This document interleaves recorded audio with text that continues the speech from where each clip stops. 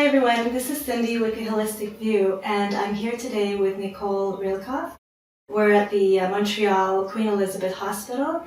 Nicole is a naturopath, and I had came across one of her workshops that really caught my attention because it's so relevant to the situation here in Montreal and across Canada regarding the high lead content in our water.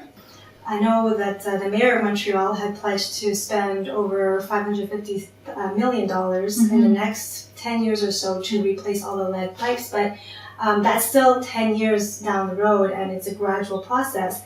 As well, it's the pipes that are in the public sector, not the private, which means homeowners have to take the initiative to look at their own, pipelines and see if they can change it. And also, if you're a tenant, you should talk to your landlord and see if they can slowly, make those changes as well.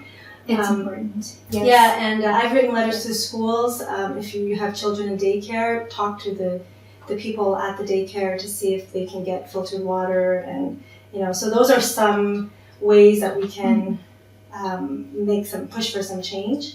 We have filtered water at home, but it's still like the common one that I've seen is Brita filter. Right. And the Brita standard pitcher actually does not filter out lead. So you have to be careful to read, exactly what they filter out. That's exactly true. Yeah. So it is important to really read through, because every company, any water filtration system, whatever it might be, whether they're adding in minerals or trying to remove different elements, will offer different components. You can buy pure sticks of charcoal as well that you can drop into your water bottle.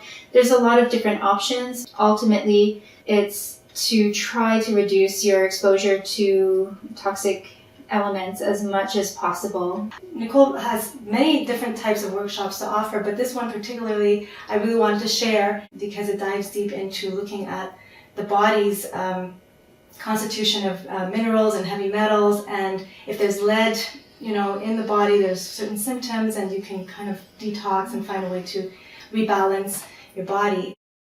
Definitely the upcoming workshop, the one that you mentioned, drop it like it's lead. Yeah. So it's a great name, by the way. Thank you. Yeah, easy to remember. Yes.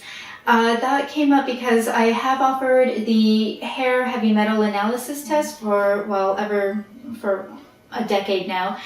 And I've seen incredible test results coming in that have shown me, that have been incredibly indicative of what the person is experiencing symptomatically, and also just ways to really help heal that individual from whatever it is that they are dealing with. So it's been a learning process for myself.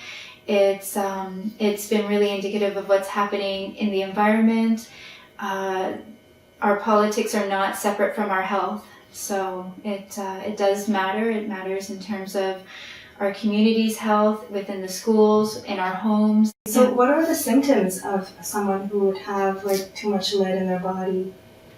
What are certain triggers or things to look out for? I actually have, for anybody coming to the workshop, there is the essential and toxic elements that I'll be actually giving a copy to all of those who participate. Lead can be stored in the bones and the teeth and so forth. It's not something that is simply just floating and circulating through your system all the time. It really does deposit, and that's why it's really difficult to remove it from the body once it has been ingested and has implemented itself into your body. Mm-hmm. So it's not to say that it can't be, excess amounts can't be removed, but once there has been that exposure, the main thing that you want to look at is really reducing exposure to prevent further accumulation. Okay. So that's often why you hear terms like bioaccumulation and so forth.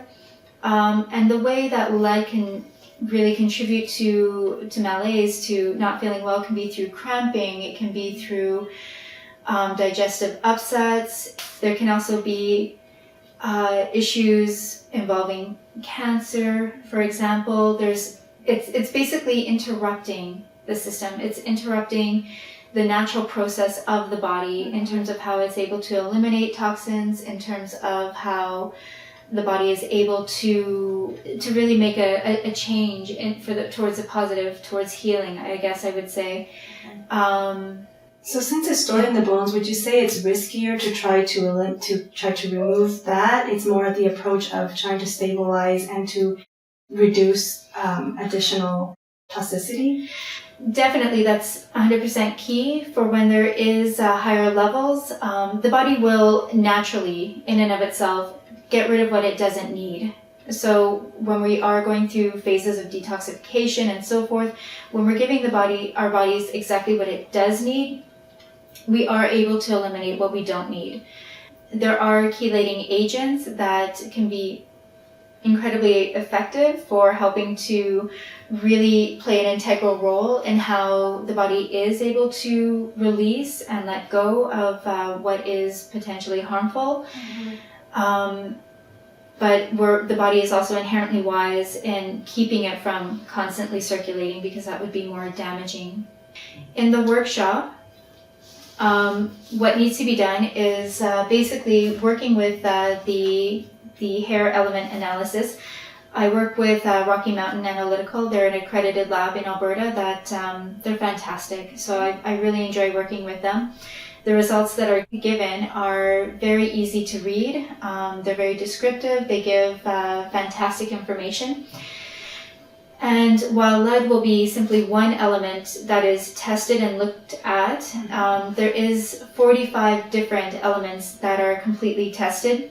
And this needs to be looked at with a discerning eye, because it's when taking a hair mineral element test, it's not showing a specific and exact burden on the body. It's showing what is potentially in excess and those patterns being exhibited in the hair.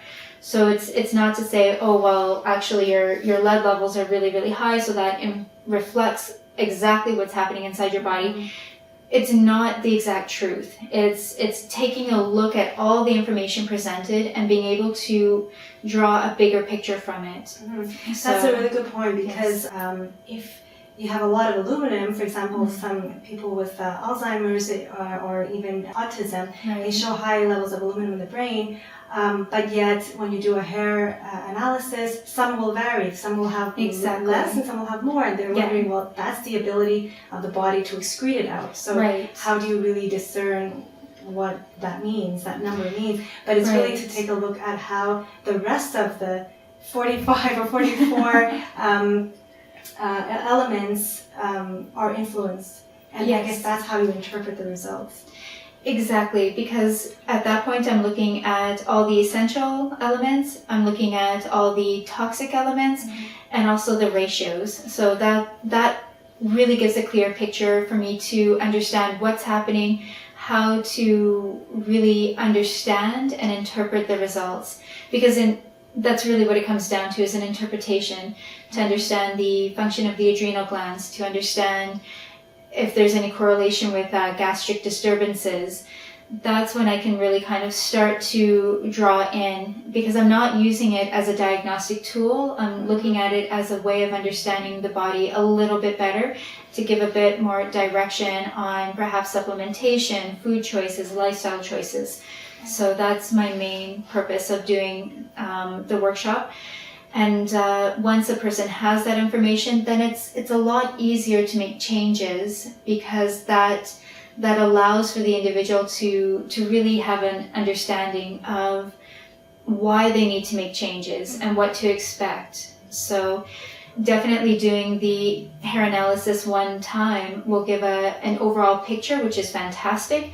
But then following up in, say, 6 months' time, after implementing different changes and some of the recommendations that I would make, and then seeing what has changed.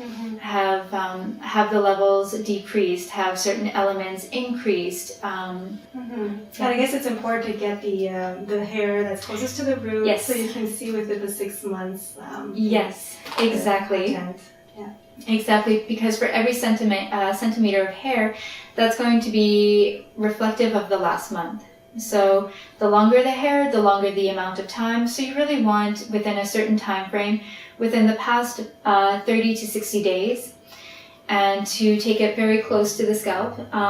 Usually for men with shorter hair, it's taken from a few different spaces. And for ladies, usually with longer hair, it can be easily taken from one section and then covered so that a person isn't walking around with a few bald spots. It does grow back quickly, so for the information that it's providing, it's worth it. I do the collection of the hair here. It can be done at home, it can be done at the hairdresser. For anybody interested in doing that, the scissors need to be cleaned with an alcohol swab or very, very hot water and cleaned really well, because any other contaminants that are collected, whether from the scissors, whether from a hair product, that can really result in a skewed analysis, which isn't very helpful. So they need to also tell you what shampoo they use, or if there's any hair products, we would have to let you know. Yes, so the hair should be completely cleaned without any hair products on the hair the day of the collection. And that also means no perms, no dyeing, no bleaching, no streaks. So great. Up to 6 weeks, exactly. So because you want enough hair that is completely untreated in order to have the best and most reliable results. So I'm going to include your link that has information to attend the workshop, because it's also, once you submit the hair sample, there's a live part of the workshop where you actually go over some generic results to tell people how the data is interpreted. Exactly. Commonly what I do is I do consults with individuals, and they'll come in, they'll talk with me, we'll do the test, and then I'll sit down with them one-on-one. For the workshop, this allows for there to be a little bit less of a cost, because a follow-up with myself is $120. This workshop is going to be $60. So right there, it's a savings of 50%. The test cost remains the same. That price remains the same. And that's $100. So the workshop itself is $160. And in the workshop, we'll be going over the results, and I'll be going into depth about each of the elements. So everybody would get a copy of the essential and toxic elements. And then for those who really want an in-depth look at their own results, then that's something that we could schedule an appointment for. But for the workshop, generally people will be leaving with a pretty good idea and understanding of the results. Plus they'll have the write-up from the lab explaining what the results mean and everything else. So everything is laid out really clearly.